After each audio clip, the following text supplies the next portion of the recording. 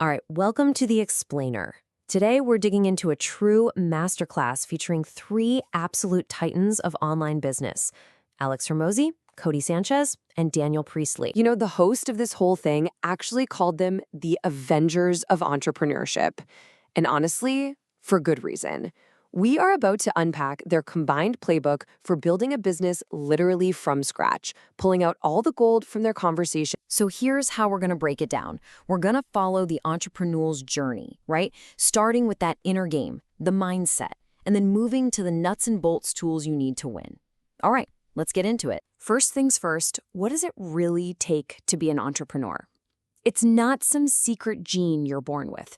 It all starts up here, in your head, with your psychology, and specifically your relationship with one thing: pain. And this is the big question they tackle right out of the gate. Can anyone become an entrepreneur? Their answers really break down the two pillars of the mindset you need. So, can you? Let's see. Okay, so you've got two interesting takes here. Alex Hormozi, he says it's a learnable game. I mean, at its core, it's just a simple value exchange, right? Like mowing a lawn for 20 bucks. But then you have Cody Sanchez, and she frames it more as a test of pain tolerance. Think of an athlete hitting the gym, literally tearing their muscles to get stronger. But here's the key thing. It doesn't really matter which one you lean towards. The point is, both views agree that entrepreneurship is a process of growth. And that growth requires you to get uncomfortable and take action. But, and this is a huge but, not all pain is good pain. All three of them really hammered this home. You have to seek meaningful pain. That's the suffering that's actually connected to a future you genuinely want to build. It's the difference between just banging your head against a wall and, climbing that wall to get to your goal. Okay, so you've got your head in the right space. You're ready for some meaningful pain. Now what? How do you find an idea that's actually worth all that effort? That's where we're going next, into the frameworks that help you tell a golden opportunity from just another dead end. Daniel Priestley has this super simple but powerful three-part test. First, pain. Are you solving a real, measurable problem for somebody? Second, money. Are the people with that problem, do they have money to solve it? And third, passion. Are you passionate enough about this to suffer for it and put off that reward? It's basically the marshmallow test for grown-ups. And if you want to get a little more quantitative, Cody Sanchez brings out her private equity framework. It's called MOAT, and it's how she stress tests an idea to see if it's really investable. She looks at the M for margin, the O for operations, your unfair advantage, and the T for total addressable market.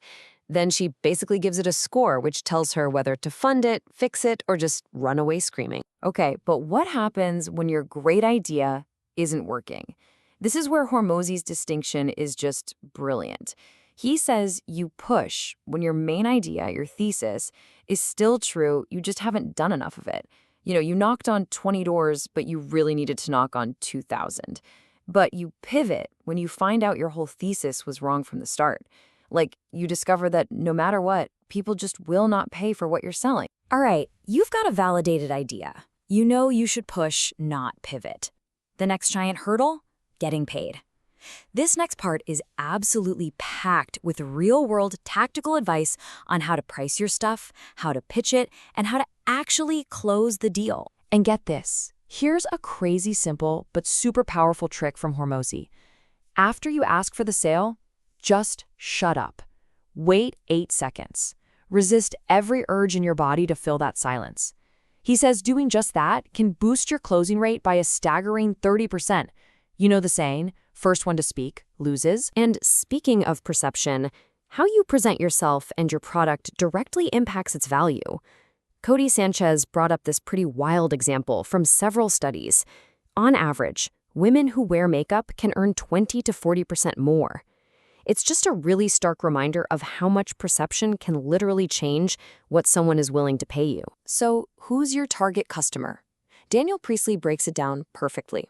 He says, forget the 90% of people who are just hunting for the lowest price. And you know what? Forget the top 1% who only buy based on status and pedigree. The real sweet spot, the gold mine, is that 9% in the middle. He calls them the affluent niche. These are people with money who buy things based on their passions and the value it brings to their lives. So, how high should you price your product? Hormozy shares this quote from the legendary marketer Dan Kennedy, and it's just the perfect gut check. It's all about confidence, right? Believing in the value you're offering. And if you need a hard number, a real benchmark, Hormozy gives us one. He says if 7 out of 10 people you pitch are not telling you no because of the price, your price is too low. Simple as that. You're just leaving money on the table. It feels counterintuitive, but hearing no way more often than yes is a sign that you've priced it right. Okay, last section. How do you scale this whole thing beyond just your own time and effort? This is where we talk about leverage, the modern tools of the trade that these titans use to build their empires. Brand, content, and real, actual influence. And they were all crystal clear on this point. Attention is not the same as influence. Not even close. They talked about this paradox you see all the time now. A creator might have millions and millions of views, but when they launch a product, crickets. Total flop. Why? Because they have an audience, sure, but they haven't built any real influence with them. So how do you build that real sell anything kind of influence? Hormozy lays out his SPCL framework. It starts with status. That's controlling something scarce. Then there's power, when your instructions actually get people good results. Think about it. Next up is credibility. You have proof that your stuff actually works. And finally, likeness.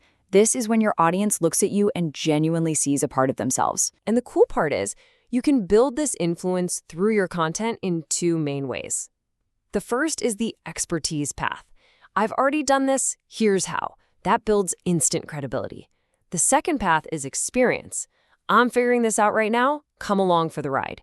That builds massive relatability and a super loyal audience. Both work. You know, the biggest takeaway from this entire masterclass is pretty simple. The opportunity is out there. The audience you need exists. And these frameworks we just went through, that's your playbook. It's all laid out. So the only real question left is, what are you going to do with it? How will you earn the influence to share the value that you have?